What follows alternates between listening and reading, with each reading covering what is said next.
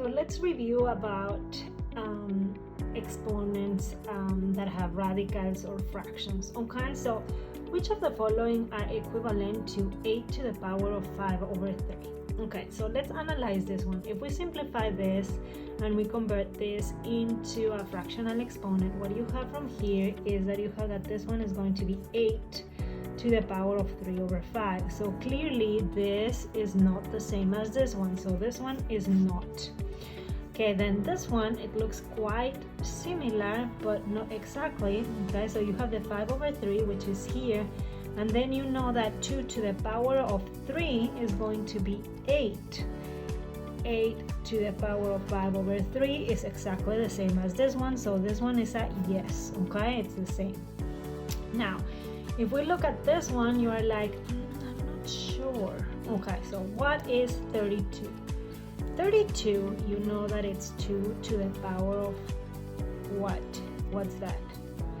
It's 2 to the power of 5. Okay?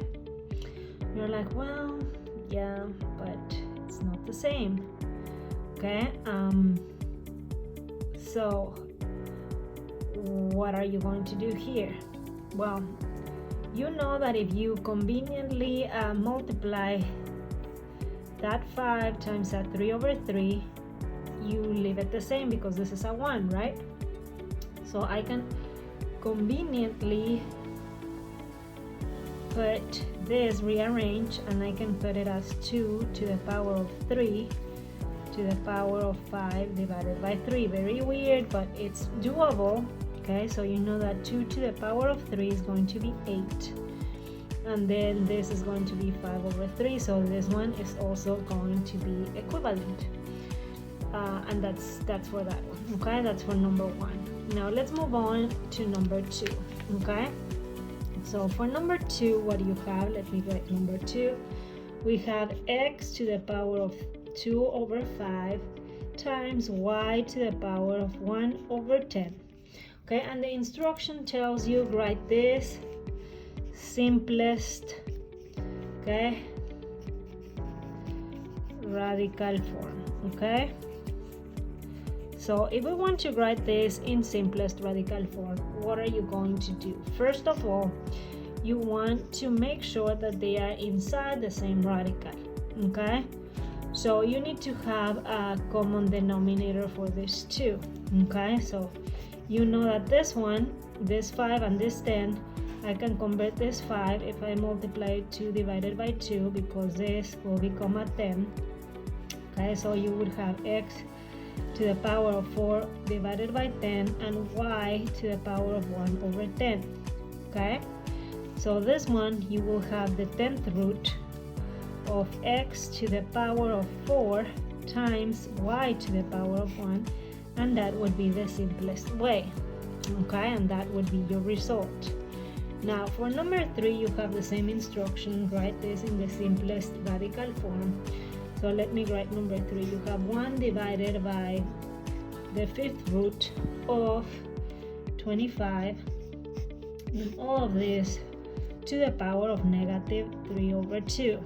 Okay, so for this one, what I would do immediately as I see it is, well, we can do a lot of things, but I'm going to do as follows. This is going to be equal to, in the denominator, I know that this 5, I know that it's 5 squared. Okay, so you have that. Okay, and then I didn't do much, but whatever. Okay, so you have that. Okay, now if you apply this exponent to the 1, nothing will happen. So, well, it will happen, but it's just 1. Then if you apply this one to the denominator, let me rewrite it as this, 5 squared, and then you have that it's going to be to the power of 1/5, and then it's going to be to the power of negative 3 over 2. You have that this one is going to be equal to what? That one is going to be equal to 1 divided by this 2 cancels this 2, so it's going to be 5 to the power of negative 3 over 5. Okay, Now obviously this one you don't like it because it has a negative exponent, so I'm going to move it here with positive exponent.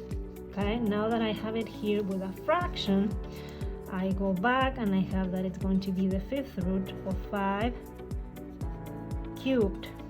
Okay, so you know that 5 cubed is going to be equal to the fifth root of 125, and that's going to be for number 3. Okay, let's move on to number 4. Okay, ooh, I'm running out of space here. Okay, okay, so 4.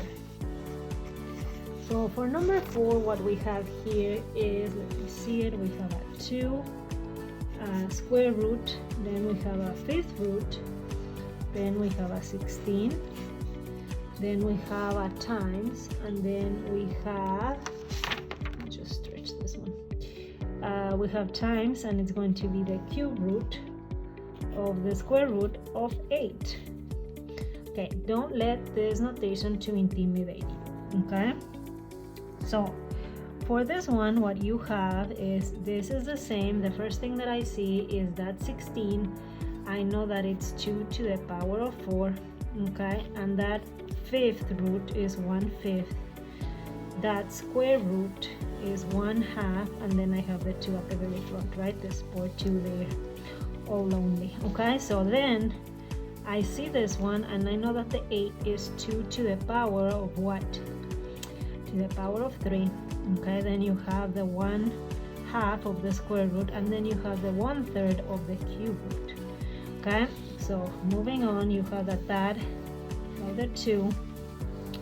Then you can cancel this 2 with this 4, this making it a 2.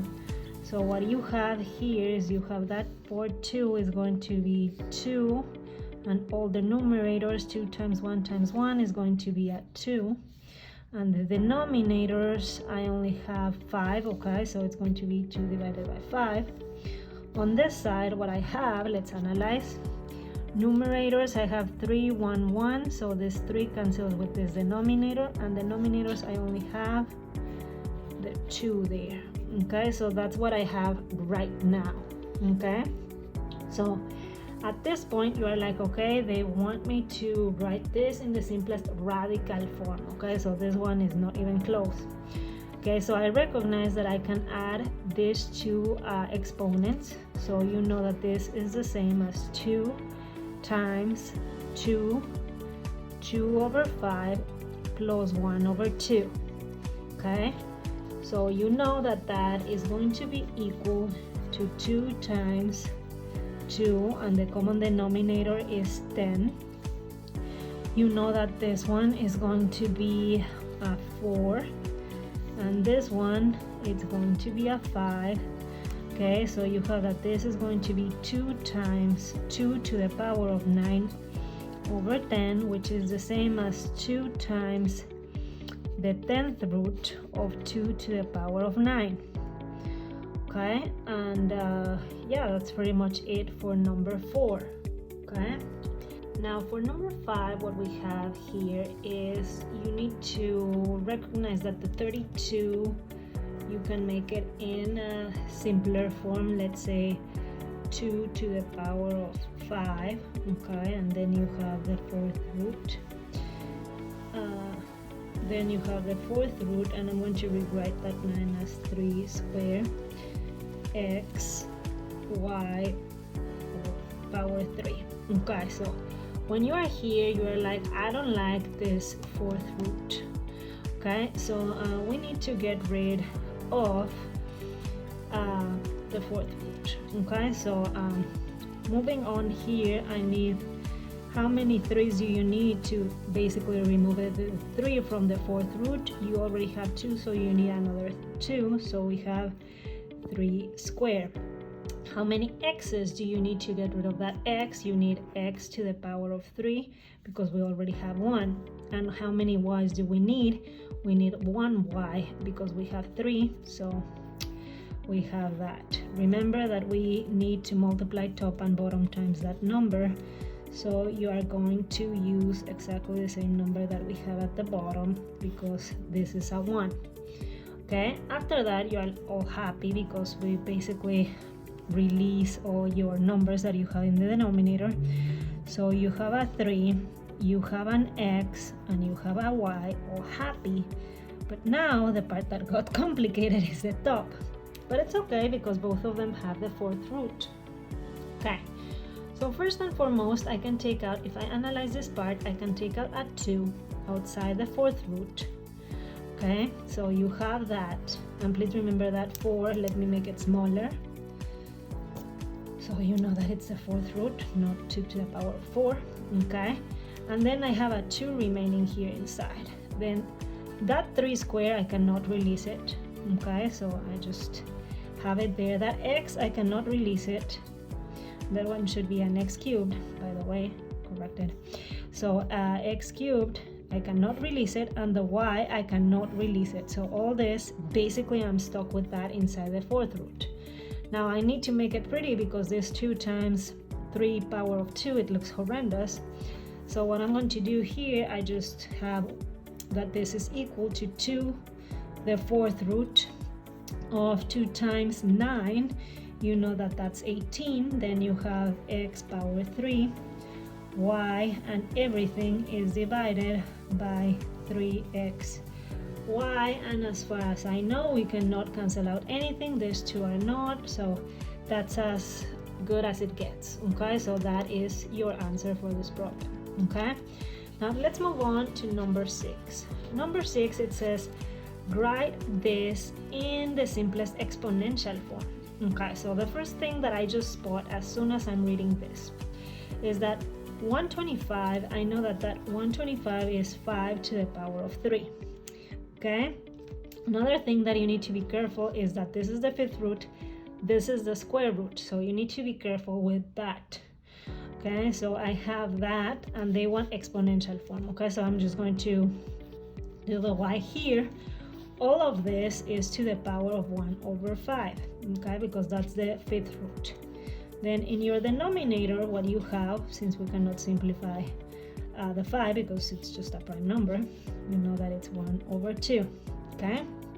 So if you want all the steps, I'm going to do them, okay? So using properties of exponents, you know that this 1/5 is affecting the 5 and the y, so you have 5, and that's going to be, and my 5 looks like a 6, so let me redo it.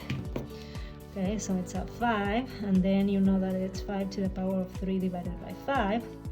The y is 1/5, the exponent, and then denominator you have that 5 is 1/2, and then the y is 1/2. Okay, yes. Okay, so now the next step that you're going to do is you want to write this in the simplest exponential form. Okay, so you recognize that, let me use my highlighter here, that the 5 and the 5, they have the same base. Okay, so I'm going to combine them. You need to ask yourself, which exponent is bigger? Which number is bigger, the 3 over 5 or the 1/2? Okay, and you obviously are going to be like the 3 over 5, not by much, but that's the one that it's the biggest. Okay, so I'm going to do this, okay, for the 5, and that's going to be at the top. Now you do a similar comparison with the y. Okay, the y, you are like, okay, I have a y here and another y here. Okay, so which one is bigger, 1/5 or 1/2? And obviously you are going to be like, okay, so my 1/2, so my 1/2 is going to be there minus 1/5. Okay, then I take common denominator from the exponents, and you know that that common denominator is going to be 10. Okay, so then you know that this is going to be a 6, and this is going to be minus 5. And then in the denominator, you know that to make this a 10, you know that that's going to be, the denominator is going to be 10, so that's going to be a 5. And this is going to be minus, and you know that it's 2 times 2, so it's going to be a 2. Okay, so you have this equation. we do the operation in each exponent. So you have that it's 5 to the power of 6 minus 5 is 1 divided by 10. And then the denominator is going to be y. 5 minus 2 is going to be 3 divided by 10, and that's your number 6. Okay, and that's as much as you can. Now number 7 is different. It's from today information. You know that my goal here is to leave this part by itself. At the beginning, you analyze that we have the cube root, so we don't need to check this answer because of the cube root. Okay, so what you're going to do here is you add 1 on this side and on this side, having 2x plus 1 to the power of 4 over 3 is going to be equal to 81, which is a pretty nice number because you know that 81 is going to be 9 squared or 3 to the power of 4. Okay, I'm just going to put it to 3 to the power of 4. Okay, so you have this. At this point, you're like, okay, I know a lot about exponents, so I want to get rid of this guy. Okay, so you are all happy and you want to get rid of this guy, and you tell me, okay, so let's raise it to the power of 3 over 4. So you raise both sides to the power of 3 over 4, but you need to be careful because this is a fourth root. So when you're doing the fourth root, since it's an even denominator, it happens what was doing when we were doing the square root property, where you have the plus minus. Okay, so I'm going to put the plus minus here so we don't forget. So you cancel the 4, you cancel the 3, and on this side you have 2x plus 1.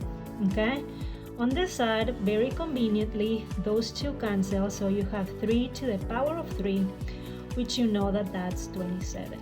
Okay, so it's plus minus 27. Are we okay with that? That's why I put the plus minus, because if I just get too happy and excited about canceling, I forget the plus minus. So I always do it when I apply the fourth root property or an even root property. Okay, so after that, what are you going to do here? Well, you are going to subtract the 1. Okay, so you have 2x is going to be equal to plus minus 27 minus 1, and then you are going to divide by 2. Okay, so you have that x is going to be equal to plus minus 27 minus 1 divided by 2. So I know that I have two options, right? Okay, so let's do the two options. The positive, you have 27 minus 1, is 26 divided by 2. That is going to be 13. On the other hand, you have that negative 27 minus 1 is going to be minus 28. Divided by 2, that's going to be negative 14. And that's pretty much it. Those are your two answers. So I just put it pretty, negative 14, 13, and those are your answers. You don't need to check, because let me show you the original, because you have a cube root of the original, and the beautiful part of the odd roots is that you don't need to check. And that's it.